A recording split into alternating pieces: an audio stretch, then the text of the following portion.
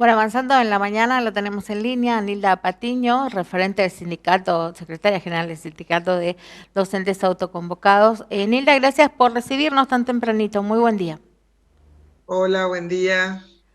Bueno, ¿cómo se están dando estos días para ustedes, los trabajadores de la educación, con tantas novedades, se supone, ¿no?, de lo que podría llegar a ser esta nueva normalidad? Se habla en todo el país que se podría volver a clases. Por ahora, acá oficialmente no hay nada, ¿no? Vos me corregirás.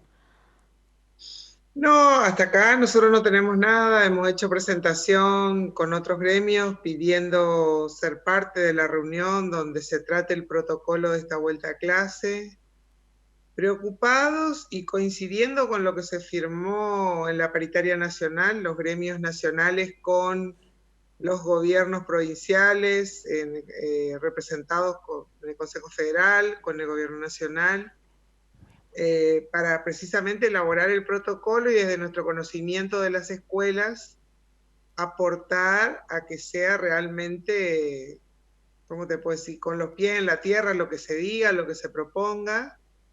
Y bueno, así que esperando, leyendo los anuncios nacionales y más preocupados todavía porque estaríamos muy alejados de lo que se plantea ahí. Yo creo que el ministro Trota, precisamente en lo que decían otros ministros anteriores, no tenemos escuela, es ahí donde se le nota que no tiene escuela, ¿no?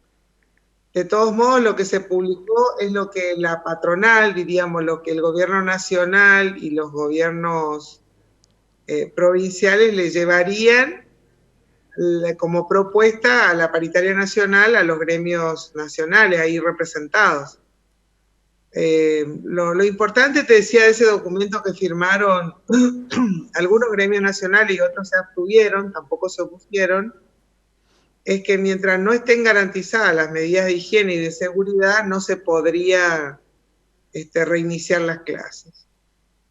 Nosotros preocupados porque además observamos, venimos leyendo lo que pasó en aquellos países donde se volvió a clases, porque resulta difícil que los niños entiendan el sentido de la cuarentena. Si a nosotros los adultos nos pasa que nos descuidamos, que nos olvidamos, Claro. imagínate en un niño, imagínate en las escuelas, que ayer yo le decía a un colega, hagamos el ejercicio, hagamos el intento de tener un relevamiento escuela por escuela, nosotros también como gremio, ¿cuántos porteros hay en las escuelas? En algunos donde hay porteros o personal de mantenimiento es porque la cooperadora viene pagando, encima con grandes crisis en estos días. Sabemos de escuelas que están haciendo rifas, locros y demás para poder juntar para pagar a ese personal. Y nosotros sabemos que ese personal apenas alcanza para pegarle una barrida durante el día. Y ahora nosotros deberíamos tener un personal que sanitice, como se dice ahora, el salón, las puertas, los picaportes, los baños. Ese es otro tema pendiente que son los baños en Formosa. Hay lindos edificios, pero los baños no funcionan. O sea, todo indica que funcionar después de la pandemia o en la pandemia, digo, incluso observando los negocios, le demanda un personal extra. Así que eso nos gustaría, a lo mejor va a ser el momento oportuno para que las escuelas cuenten con personal de mantenimiento. No sé, hay tantas formas posibles de dar respuesta, ¿no? Qué sé yo, que realmente se formalice y vayan las cooperativas y se hagan cargo de esa parte en las escuelas, si es que el Estado lo que no quiere es generar gente en relación de dependencia. Pero lo importante, creo que en eso coincidimos todos, gobierno, gremios, padres, que estén dadas las condiciones de higiene y salubridad. Y si esas Ujú. no se dan, creo que los papás tampoco deberían mandar a los hijos a la escuela, ¿no? Claro, sí, sí, tal cual. ¿Y cómo están trabajando hoy por hoy, Nilda? ¿De qué manera? Bueno, mira, nosotros, como todo, o sea, control remoto, diríamos, vía online, pero algunas cuestiones que son de papel hay que ir a presentarlas. Ayer particularmente tuve una situación de mucho estrés, estuve al borde del llanto en casa de gobierno, porque para algunas cosas el sistema administrativo te dicen que no funciona porque estamos de pandemia, ¿no? Sí. vos querés ir a presentar un reclamo porque no te pagan, porque no, acá no se recibe personal, nosotros no estamos habilitados, váyase, fuera. Pero funciona para, por ejemplo, notificar una cesantía. Nosotros tenemos un compañero ingeniero Juárez que en tiempo récord, porque es tiempo récord, yo quiero hablarlo con quien fuera, con quien conozca cómo funciona el sistema administrativo. El expediente salió de un lado, fue por el otro, volvió y tuvo la cesantía y ya le cortaron el sueldo antes que el expediente incluso llegue a Juárez y lo notifiquen. Ayer yo quería presentar el recurso de reconsideración porque entendemos que la sanción fue exagerada en función de la falta y aparte por cuál fue la política histórica del Ministerio de Educación, es más, diría del gobierno del doctor Gildo Infran. Y bueno, y no tenía dónde presentarlo, porque mesa de entrada del Ministerio de Educación dice que no funciona, porque lo iba a presentar en otro lado y no me iban a recibir porque decía señor ministro de Educación, pero no podía decir de otra manera porque a quien estaba dirigido era el ministro. Entonces el abogado sugirió vaya a mesa general de entrada de la provincia de Formosa, que es Casa de Gobierno. Y ahí me decían que no me podían recibir porque ellos funcionaban para determinados trámites nomás, por la pandemia. Por eso digo, la pandemia sirve para todo. Y bueno, entonces yo no puede ser, porque esta es la mesa general de entrada de la provincia y bueno, hasta que el empleado fue a hablar con el jefe, finalmente me recibieron, pero yo te estoy explicando. Claro, todo el tiempo que se invirtió en eso, también, bueno, ya hay una situación de un docente que ya se queda sin La sueldo, angustia, hay celeridad, y debe la haber más angustia. celeridad, ¿no?, en el proceso.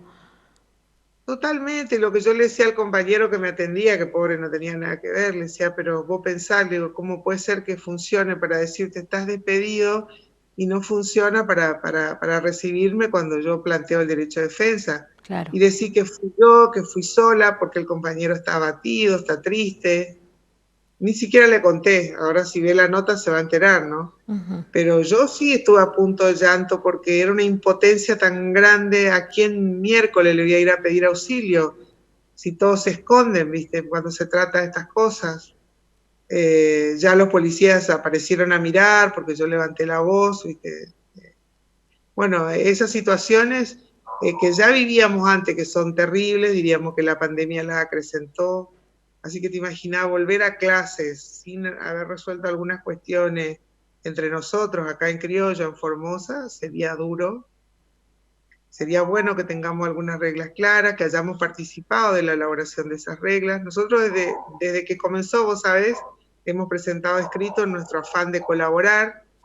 Por ejemplo, nos enteramos anoche que hay directores que le están llamando a los docentes que vayan a la escuela a decorar la escuela para la efeméride o para los actos patrios.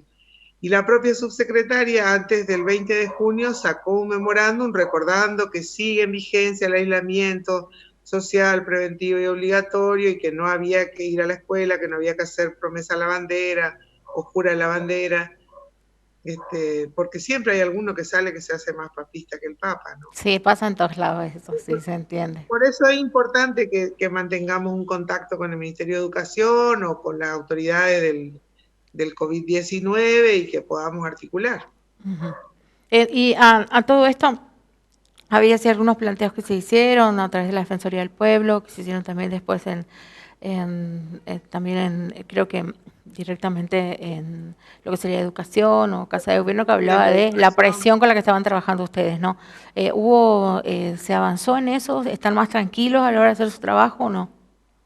Algunos sí, algunos directores, pero puntualmente lo que nosotros entendemos es que no hay una respuesta de todo el sistema, Uh-huh. que tenemos que salir como bomberos a pagar cada caso. Ahora la presión va a venir con el criterio, el concepto de evaluación. Viste que Nación con la provincia acordaron que no se califica, que se evalúa, y evaluar, dice, no es lo mismo que calificar. Entonces, bueno, están habiendo algunas dificultades, también hubo algunas en las mesas de exámenes en Clorinda, la escuela provincial número 28. Los directivos entendían que debían, entendían, digo para ser amable, ¿no? Le pedían a los profesores el modelo de examen. Y los profesores se negaban a dar el modelo de examen, porque entonces, ¿cuál es el examen? Yo te doy para que vos lo hagas en tu casa y vení el día y hacemos como que te tomo el examen. y los profesores muy estudiosos de la norma y todo se negaron y recibieron un mail amenazante. Nosotros hicimos la presentación a secundaria, todavía no tenemos respuesta.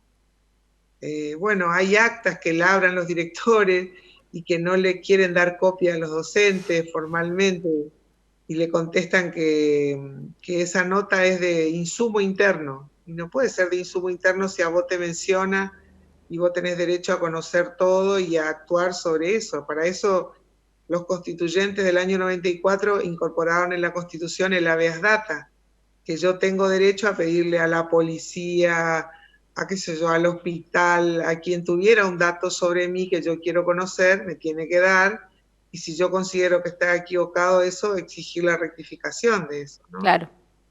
Eso también estuvimos haciendo en estos días, mucho acompañamiento, y después otra cosa que estamos hablando, a ver si logramos presentar entre varios gremios, una decisión del área responsable última del cargado de sueldo en educación, que depende del Ministerio de Economía, que decide no abonar el salario a quien tiene sumario. El sumario es un proceso de investigación donde vos podés salir culpable o inocente, pero también, basado en el artículo 18 de la Constitución, tanto el estatuto como el reglamento de sumario dice que quien esté sometido a sumario percibe la totalidad de su salario mientras dure el sumario, porque lo están investigando. Bueno, pues desde esa oficina, que se llama Unidad Funcional, que depende del Ministerio de Economía, se decidió no pagar el salario. Entonces estamos teniendo a muchos compañeros que están en proceso de investigación que le han cortado el salario. Totalmente contrario a la ley, a la historia de la política del sistema público provincial, diríamos, ¿no? Así que bueno, en eso también estamos. Vamos a terminar de elaborar la presentación y si no quieren firmar otro gremio, la presentaremos solos. Pero nosotros creemos que exige una respuesta inmediata del poder político. Porque yo puedo hacer un recurso por Juan, por Pedro, por Liliana, por Betty, pero de acá a 10 años me van a decir que tengo razón y el colega necesita cobrar ya para vivir, ¿no? Tal cual. Así. Bueno, Nilda, muchas gracias por la comunicación, tempranito, porque sabemos que son madrugadores ustedes también, ¿no? Con tu No, equipo, muchas te gracias a molestamos. ustedes por la comunicación. Bueno, hasta cualquier momento con más novedades, entonces, muchas gracias. Dale, gracias. Que Bueno, tengas lindo día. la escuchamos a Nilda Patiño dándonos los detalles de cómo están trabajando ahora, qué ha quedado pendiente, las expectativas y las cuestiones que todavía restan por resolver.